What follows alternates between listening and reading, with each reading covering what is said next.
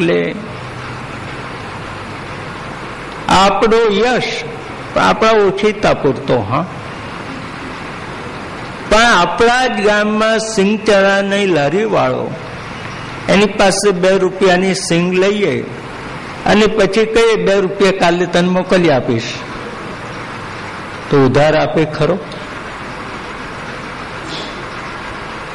નહીં, સિંગ પાછી નાખી દે એના ઢગલામાં. એવું સમજે તમારી પાસે આપવાના 2 રૂપિયા નથી, લારી લઈને આગળ ચાલ્યો જાય.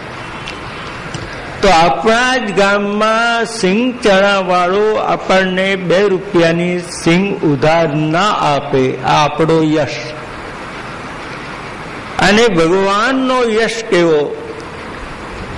સારસ્વત કલ્પને તો 1000 વર્ષ, પણ ત્યાં સુધી ન જાઓ તો શ્વેતવારા કલ્પમાં પણ કૃષ્ણને પ્રગટ થઈ 5000 વર્ષ વીત્યા.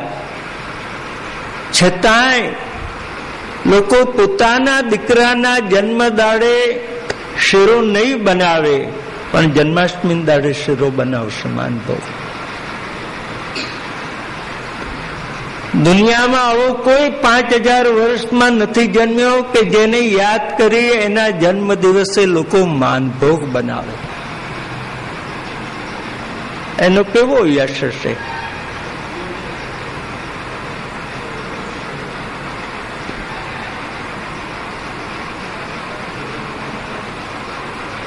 એનું જ્ઞાન કેવું પૂર્ણ! આપણે તો કઈ લખીએ તો કોઈ કે તમે બરોબર નથી લખ્યું, એટલે આપણે કે મારે ધ્યાન બહાર રહી ગયું. હા, પણ કૃષ્ણે ગીતા આપી.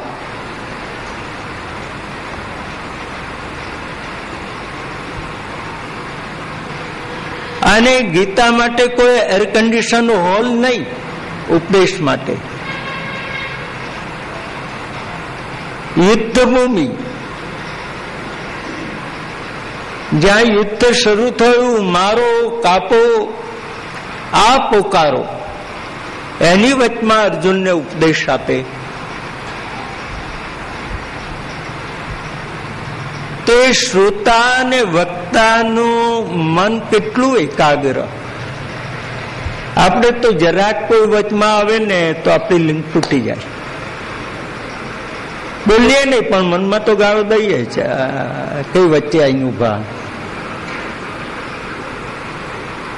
અને એ કૃષ્ણ જ્યાં જરાય શાંતિ નહીં એવી રણભૂમિમાં કૃષ્ણને અર્જુનને ગીતા જેવા જ્ઞાનનો ઉપદેશ કરે.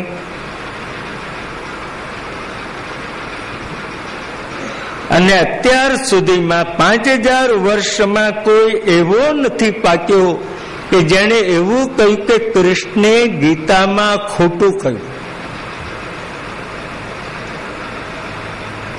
એનું જ્ઞાન કેવું સંપૂર્ણ!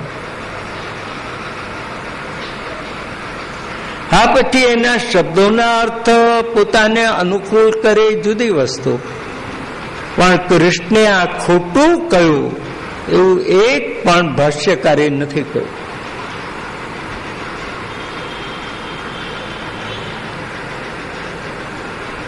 જોકે મહાપ્રભુજીએ ગીતા ઉપર ભાષ્ય નથી લખ્યું. એની પાછળ 2 કારણ છે. એક તો પોતે એવું માને છે શ્રીમદ ભાગવત એ ગીતાનું ભાષ્ય છે.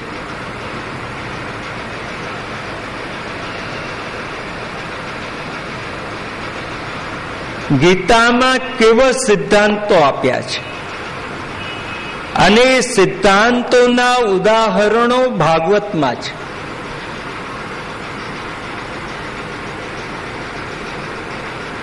અને ભાગવત ઉપર વ્યાખ્યા લખી એટલે ગીતા ઉપર આવી ગઈ. બીજી વાત, મહાપ્રભુજીએ 3 પ્રકરણ ગ્રંથો લખ્યા. સર્વનિર્ણય પ્રકરણ, શાસ્ત્રાર્થ પ્રકરણ અને ભાગવતાર્થ પ્રકરણ. એમાં જે શાસ્ત્રાર્થ પ્રકરણ, એમાં ગીતાનો અર્થ મહાપ્રભુજીએ કહ્યો છે.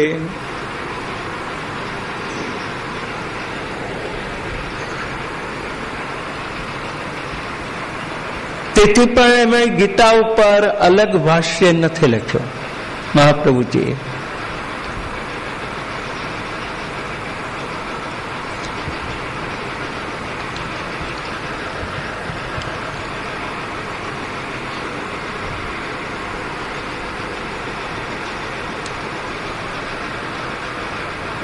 તો આ 6 ગુણ,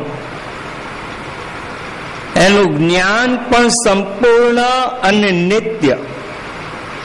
દુનિયામાં કેટલાય ગ્રંથોમાં કાળ ખાઈ ગયો, એના નામ નિશાન ન મળે આપણને, અને 5000 વર્ષથી ગીતા મળે છે. એનો એક પણ શ્લોક ઓછો નથી થયો.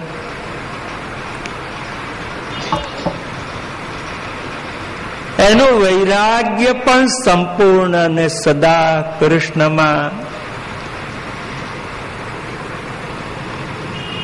આસુરો વ્યામો લીલા.